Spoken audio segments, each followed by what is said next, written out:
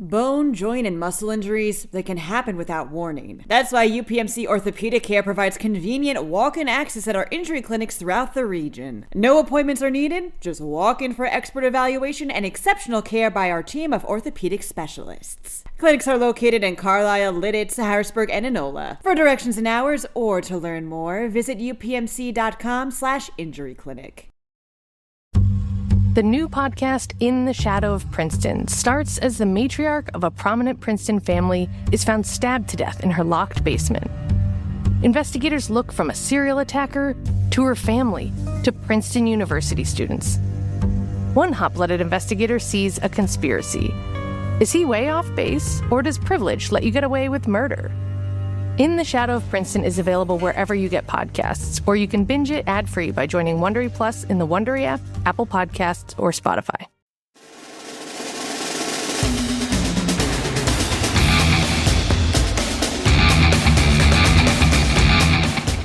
Welcome, everyone, to another edition of the Pennsylvania High School Football Report podcast. I am Brian Linder. I'm here with Rymir Vaughn. Rymir, what's up, my man? How you doing, Brian? Evan. We're here with Evan Wheaton, too. Evan, what's up, my man? What's poppin'? Now you guys know their voice if you're new listeners as we go through the podcast, or if you're like Carolyn Fortney or Josh Oswalt, who listen to our podcast all the time. You already know their voice. Should be listening all the time. You know, this week's podcast, we're actually recording on a Friday, the second one here, Rymir. Did you know that they had one earlier this week, Rymir? I didn't get the invite, did you? To the one with the preview for the one that Austin and Evan. Oh, that no, I didn't get an invite. I'm just saying we don't have to tell people what they were trying to do there, but I didn't get the invite. Did you get the invite? No, it's okay. It's okay though. It's all right. Well, don't worry. But see, Rymir, we're noticing a trend here. One, when you guys look at the pick'em, we now know you cannot trust the numbers. Because Evan tried to usurp me there. And hey, I said it once. I'm going to say it again. And then, Rymir, I gave birth to this podcast, and I got booted out of my own podcast by Evan. No. Well, listen. It's a shadow government. The picks, no shadow government, no conspiracy. Deep state of PennLive, Rymir. The deep state of PennLive. Now, you listen to me. Clerical error. On behalf of Mr. Eric Epler, I am the victim here because I thought I was within striking distance of first place in the staff picks, and you guys Alt-deleted 3 of them, which doesn't sound like a lot, but in a tight race it is. So I'm the victim on that. Wasn't my fault. I woke up thinking, oh, wow, look at that. I had a pretty good shot. That other podcast episode, work in progress. You sound just like a politician. You don't know anything. It's not your fault. Well, you know, it's what can I say? Political season, and you're in prime form, my man. Well, it is political season. All I know is, Rymir, you and I, we've been coming on here every week this season, and then this week we got to Friday, and then we got called up. You notice, Rymir, when everything falls apart, though, who'd they call?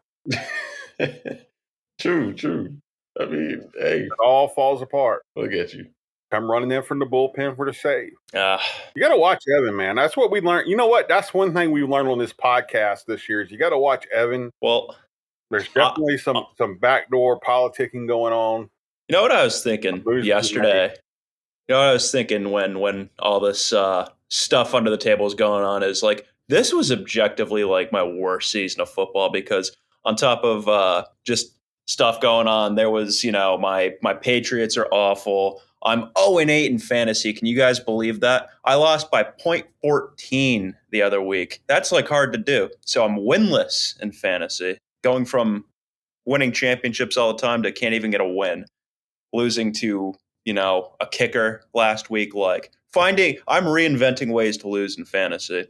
And then on top of that, I'm dead last in the staff picks after once thinking that I could make a run at there. And it's just a snowball, just finding ways to just shoot myself in the foot. It's crazy, man. Football and I are not friends right now, but I am excited for the postseason.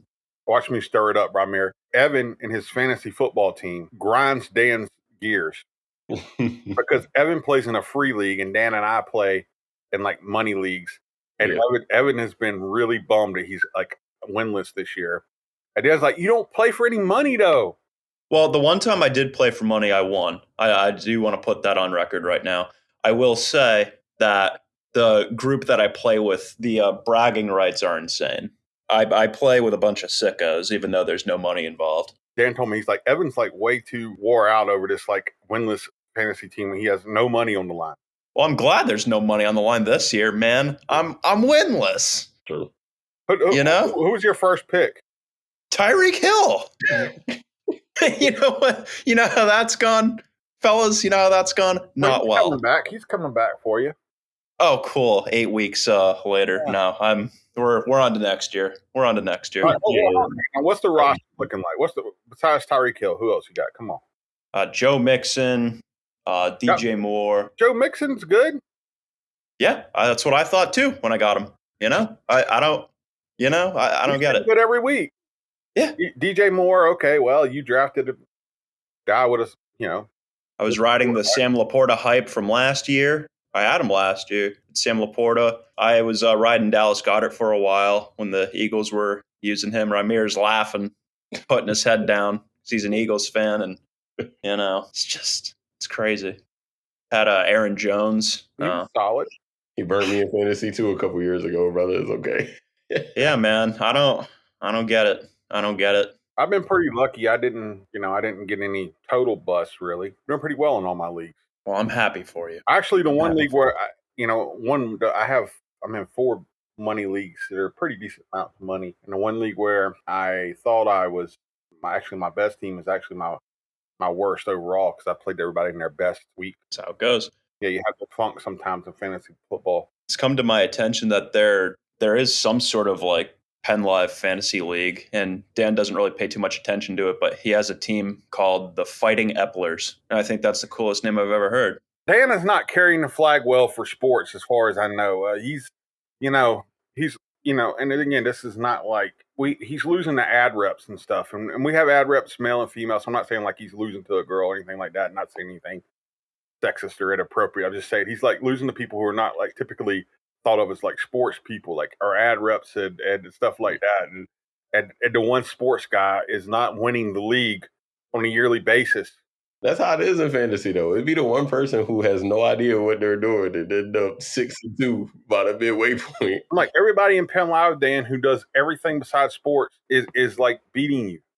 Well, I'll tell you what. At least Dan, in terms of just football, the football world, at least Dan has his Pitt Panthers. They've been on a heater. I have like nothing, man. I have the rest of the high school season. I'll cherish every week of it, and then it's like, man.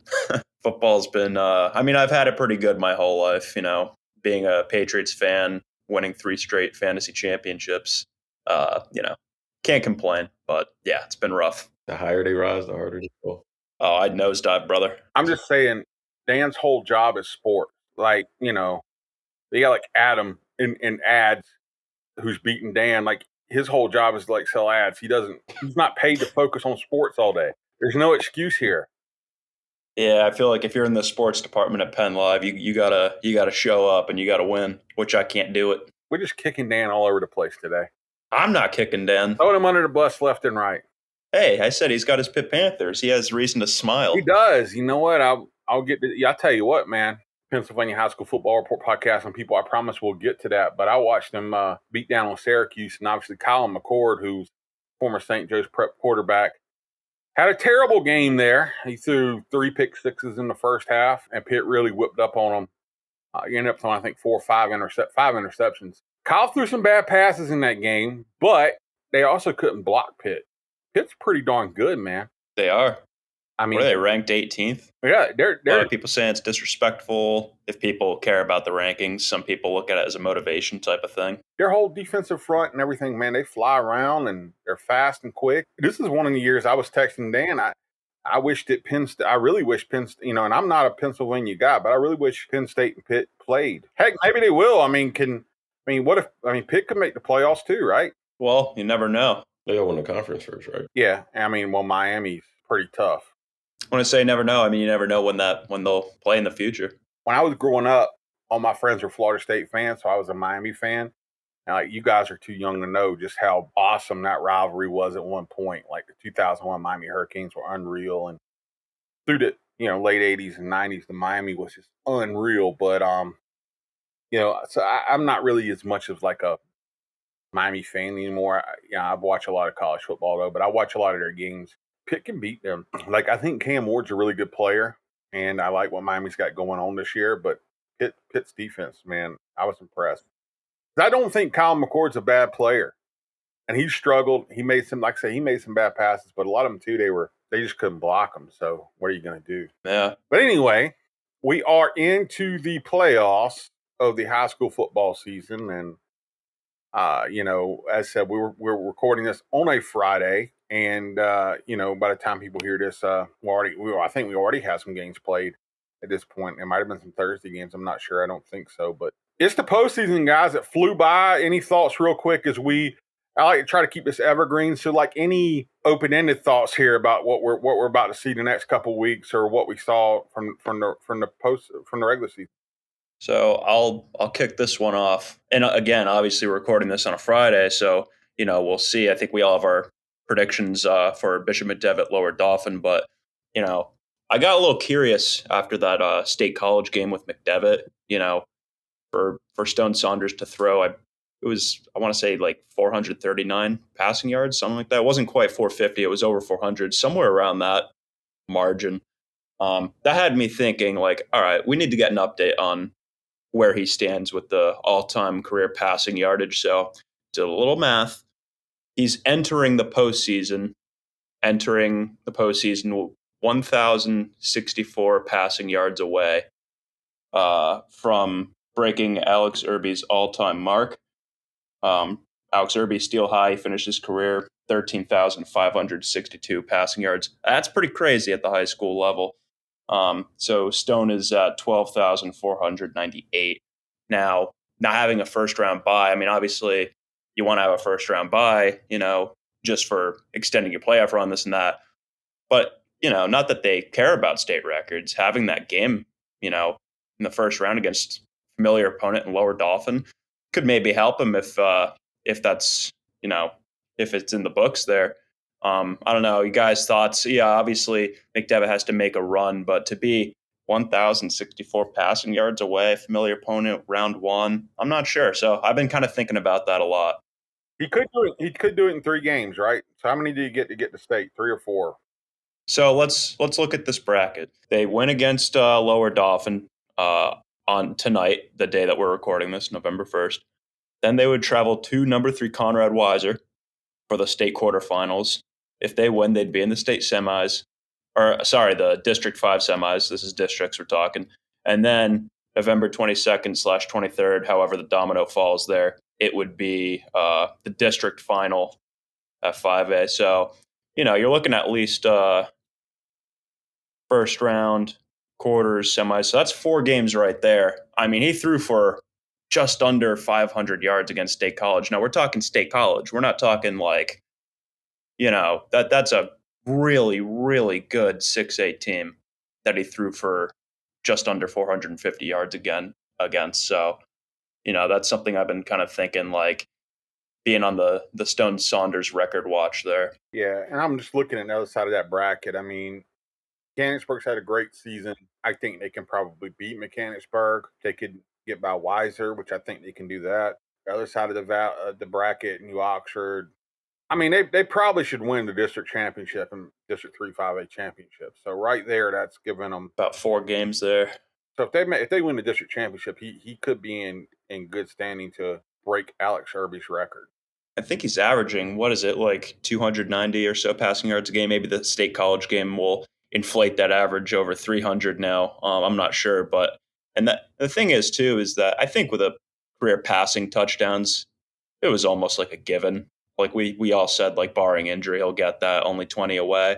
But like the way McDevitt has been able to lean on the running game with a great O-line and Nazir Jones-Davis, Maurice Barnes, those two kind of spearheading the ground game and them not being so dependent on just passing. Like they're chasing a state title. They're not chasing records, but we might see that record come up. That'll be interesting to watch. It's something for high school football fans all around the state to watch. Bone, joint, and muscle injuries, they can happen without warning. That's why UPMC Orthopedic Care provides convenient walk-in access at our injury clinics throughout the region. No appointments are needed, just walk in for expert evaluation and exceptional care by our team of orthopedic specialists. Clinics are located in Carlisle, Lidditz, Harrisburg, and Enola. For directions and hours or to learn more, visit upmc.com/injuryclinic. You know what's crazy to me, and again, I like to stay more evergreen, is LaSalle College and St. Joe's actually play first round tomorrow. Wow, man. And I'm shocked that it's first round. I guess I didn't really look at the bracket, but I did say after LaSalle won, I said, look, the Explorers won the battle, not the war. They're going to meet again in District 12 playoffs. I don't think I quite imagined first round. Yeah, I mean, that might be the two best teams in the state. Piggybacking off of that, obviously LaSalle, some news came out with Gavin Sidwar decommitting from Rutgers. Brian, I think we've had him on the Tremendous 22, maybe not every single week, but it felt like he was on it almost every week. He's obviously just been killing it down there. So I expect decommitting because that phone's getting a lot of use. He's getting some calls his way. Well, Dan Sostek and I were talking, guys, and we can kind of take this moving forward a little bit. We do every year, which is our Mr. Football pick, our All PA Player of the Year pick. And last year was Alex Irby. Thinking Gavin Sidwar might be a front runner for that this year. He has to be in the conversation. Yeah, exactly. Especially if LaSalle ends up winning again against St. Joe's Prep, and they do the thing. I mean, he's been stellar. I saw him in person week 1 at Harrisburg, but since then, it's been as convincing as it gets. Really great win over Malvern Prep early on. From there, it just kind of has snowballed into obviously a quadruple overtime win over St. Joe's Prep, and now we'll see how it goes. They're playing Saturday in the first round. That's crazy. When you look at the resume, beat Harrisburg, beat Malvern. I mean, they're undefeated so far this year. Beat Harrisburg, beat Malvern, beat St. Joe's Prep, beat Bonner Prendy, beat Roman Catholic. I mean, their resume is... Yeah. But now, the tough thing is this. Beating a good team twice, and that game was double overtime last time? Quadruple. Okay, yeah, there you go. Long night. Glad. I mean, would have been a crazy game to cover. And I mean, St. Joe's has a great coaching staff, good players. Yeah. Wouldn't shock me if St. Joe's won that game tomorrow. I wouldn't take anything away from this. I still think LaSalle was the best team in the state all year. Whether or not they'll win a state championship remains to be seen. Because it's one heck of a first-round game. It's tough that one of their seasons has to be over in the first round, and in any sport. I said that about boys soccer, East Pennsboro and Northern, those two teams have done really, really well in boys soccer, and tough first-round draw just happens sometimes. Although there are a lot of public school folks who do not share that sentiment, particularly about St. Joe's Prep. They'd be happy to see them going in the first round. Yeah, so Gavin Sidwar is a guy that we threw out there as, we thinking he could be a statewide player of the year candidate. I can't really think of anybody else who's kind of run away with it. There's guys who've done well statistically, but it's not, like Matt Bodner, the quarterback for Notre Dame. Greenpond has been amazing this year. Several running backs over 2,000 yards this year. It's not just statistics, right? It's kind of resume and who you're playing and stuff like that. I think he's the one that's kind of put it all together. Of course, we'll do a deeper dive on it at some point. What else we got to talk about, before we let these sign? We're at 20 minutes. We're contractually obligated to go 30. Well, kind of on the beat of these top-end recruits here, I thought we'd have a fun little activity talking about some of these Penn State recruits in the ESPN 300, and maybe start with a guy who I think you're familiar with, Brian, Jabri Wallace-Coleman, running back out of Imhotep. 4-star Penn State recruit. He's ranked 212 overall in the country, which is actually down 17 spots from the previous rankings. But anytime you're in the top 300 of the country for the class of 2025, that's, what have you seen? I know you've covered him in the past. What kind of stands out to you with him? Well, here's the thing you should know about Jabri, right? So Jabri was a Georgia commit, and then he decommitted from Georgia and committed to Syracuse when Fran Brown, who was Georgia's running backs coach, went there. Then he decommitted from Syracuse and ends up at Penn State. Georgia historically does not offer running backs who are not legit, right? I mean, they've put a lot of guys in the league and stuff like that. He's got a good burst, good balance, good vision. And Penn State really has an interesting running back group right now that's committed. You know, him, DeQuay Hayes from Aliquippa, who I think is kind of like an Ezekiel Elliott type, and then of course the next year with Messiah Mickens, the Harrisburg kid. But I like him a lot. I mean, he can go. I remember seeing. Yeah, he was wearing like a Georgia sticker on his helmet. In the state final last year, got a pretty cool video of him like coming up, like running down like the length of the field and giving me like a I don't even know how to describe it, like a fist pump kind of thing right into the camera. So he understood the assignment there. It's kind of funny that DeQuay, to me, he runs a little bit more like Ezekiel Elliott, in my opinion. But Jabri's, and he's 5'10", 185 is what Quay's listed as. Jabri's actually bigger than him at 6'2", 205. That could be a really exciting tandem. We were talking a little bit about St. Joe's Prep there, kind of leaning into that a little bit. You got Cameron Smith, outside linebacker, 4-star, also committed to Penn State, ranked 245 overall, right kind of there with Jabri. Have you guys seen any of his film? Obviously, there's a lot of guys at St. Joe's Prep. You don't go to St. Joe's Prep for nothing. But Cameron Smith, are you familiar with? He was originally a Duke commit, really athletic kid, moves well. And I haven't watched a ton of his film this year, but again, I know. I mean, he's a guy that Manny Diaz had him going to Duke, and Penn State went and put the knife in their old DC's back and getting him to come up. So I'm gonna throw another outside linebacker at you here. Alex Tash. I hope I'm pronouncing that name correctly. 4-star, Penn State, ranked 283. He's from Greater Latrobe. Yeah, he got hurt this year. He was actually playing running back for them. He had a couple games over 200 yards rushing. So he's a big guy. He's really athletic. He can move. Penn State's really done well getting those in-state linebackers, which, I mean, they're a linebacker U, right? But those athletic top of the top linebackers in state, they've got most of them. Got one more name for you here for Penn State. Brady O'Hara, tight end out of North Catholic. Again, 4-star. I believe everyone on the list is a 4-star recruit. 278 overall in the ESPN 300. North Catholic. Hope I mentioned that. Anything? Have you been able to watch any of Brady O'Hara's tape? I do not think he's going to play tight end in college. I think that he's going to end up being maybe an offensive lineman. I think they're gonna move him maybe to tackle or something like that. So, but he'll be a big guy. Be probably one of your more athletic offensive linemen. I could be wrong, but I just don't think he's as athletic as the tight ends that they have, and that what you would want at that position. I think he's a very good player, but I think when you look at his size, his ability, then you can potentially see him playing offensive lineman at the next level. There you have it. Those are your four Penn State recruits in state who are on the ESPN 300. So not a bad crop right there. I'm kind of surprised that those are just the Penn State guys, right? Just Penn State recruits that are in Pennsylvania. You saw Matt Zollers, quarterback from Spring Ford, is supposedly going to be at Penn State, Ohio State.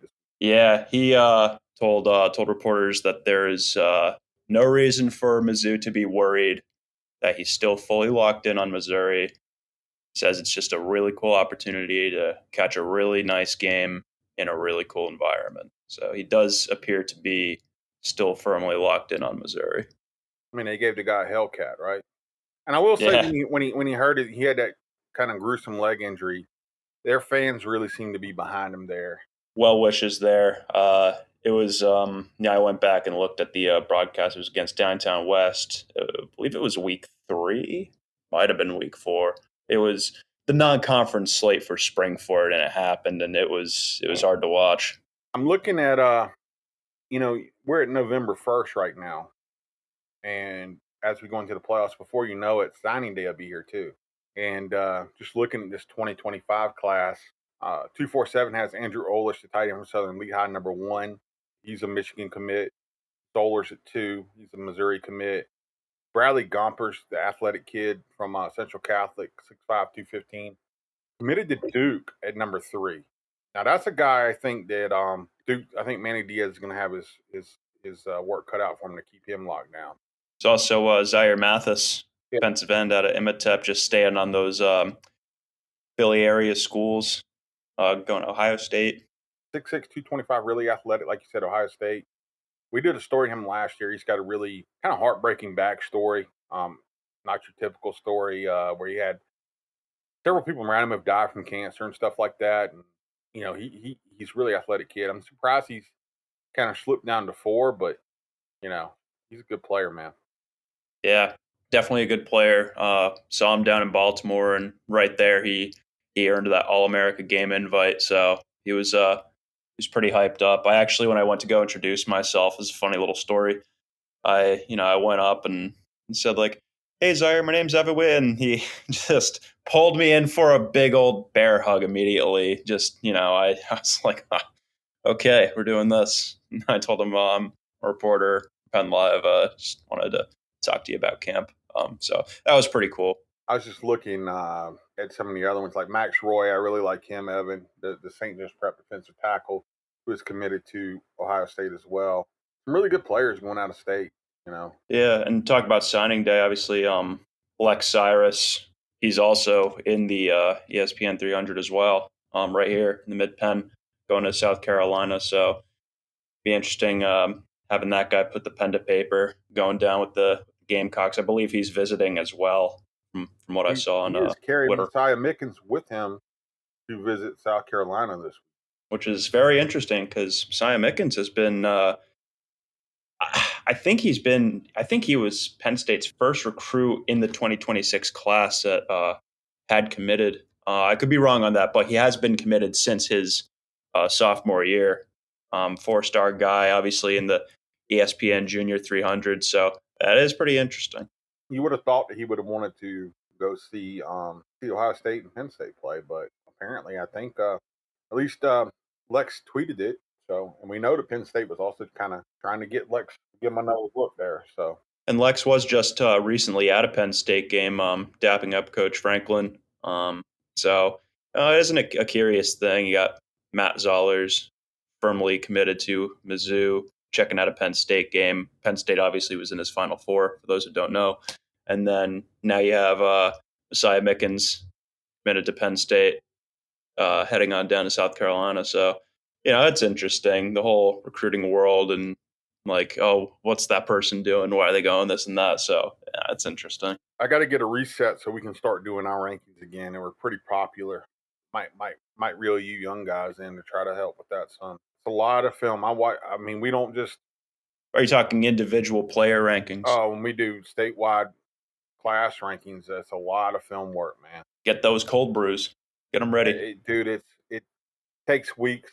The last one we did, we really didn't do it this year, but 40,000 words. It's a Bible when we do it, and that's a lot of words. I only say a recruiting Bible in terms of like, you can always be wrong about where a player ranks, but in terms of just, here is a guy who has the skill sets, the size, the ability to play in college.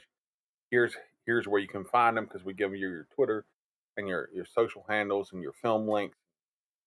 We do all that stuff when we do it. But I might have to recruit some of you young guys in there, like Rymir and you. We got to talk to Austin, get some of you guys kind of helping the old man out, man. Because hey, I love watching film. It does take forever. Well, I might have to recruit you in on this, because kind of get you down. We'll work on the system together. That's the thing that we do here at PennLive, is when we put it together, even like the all-star teams at the end of the year, we include links to their players' huddles. So it's just more exposure. And it's not just a number beside their name. We explain why we put them where we put them and why they're on the thing. Yeah. Rymir, I'll have to send you that. You got to look at this stuff I was doing. It is insane. It's an insane amount of work. Okay, yeah, because even just the Tremendous 22 is a lot of work, and not the Tremendous 22, the statewide vote and how many names you get in there. Talking like 200 names. Yeah, that's not even close to, like, literally, one of the reasons I like it, because, it kind of kept me, like, this year I'm a little off my game because I didn't watch as much film, but I literally, Rymir, would go through every huddle page in the state. No joke. Like, people say, "Oh, well, how can you do that? How can you see everybody?" Well, the answer is anybody who's doing these doing rankings can never see everybody in person, but you can see almost everybody via their huddle film, and then look at the measurables and look at the speed on film. Production is a small part of it. I look at height, weight, speed before I ever look at the numbers. But anyway, we got a little bit to go here before signing day. Got to get through these playoffs and figure all that out. Rymir, what else we got going on? Anything?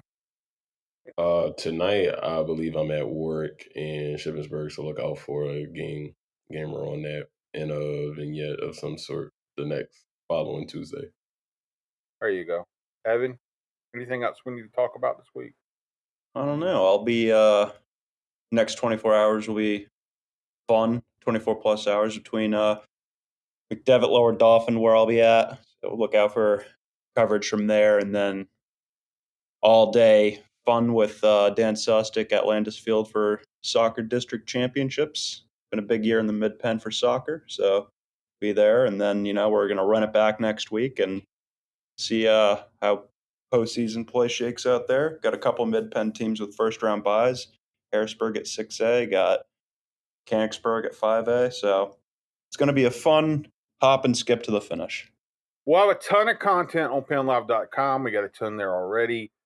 Obviously, we'll be out a lot of the high school football games. We have Penn Zone coming up every Friday night through the end of the high school season. This podcast twice a week after football season, that cuts down to one time a week. But we are year-round, award-winning podcast, thanks to producer Megan, covering up all of Evan's fumbles on our weekly podcast. Rymir and I think we got a good thing going, even though we got cut out initially from this week. Rymir, I think we saved the day. Tell them how to find you on social media, Rymir. At Rymir Vaughn on Twitter. And I'm at Sports by B Linder on Twitter. No need to follow Evan Wheaton this week. No. You might even want to block him. No. Evan, tell him where to block you at. You can follow me at Evan Wheaton on Twitter. Dan's going to block you after he hears this. No, he's not. I said nothing wrong. I said nothing wrong about Dan. I said he has something positive in his life. He's going to go back. He's going to listen to this. And he's going to talk about, wow, Evan's talking about my undefeated Pitt Panthers. What a guy. That's not who would ever want to block him. Text him after we get off of it in the group text. Until next week, check us out, PennLive.com. I'm at Sports by B Linder, like I said, on Twitter. And we'll see you then.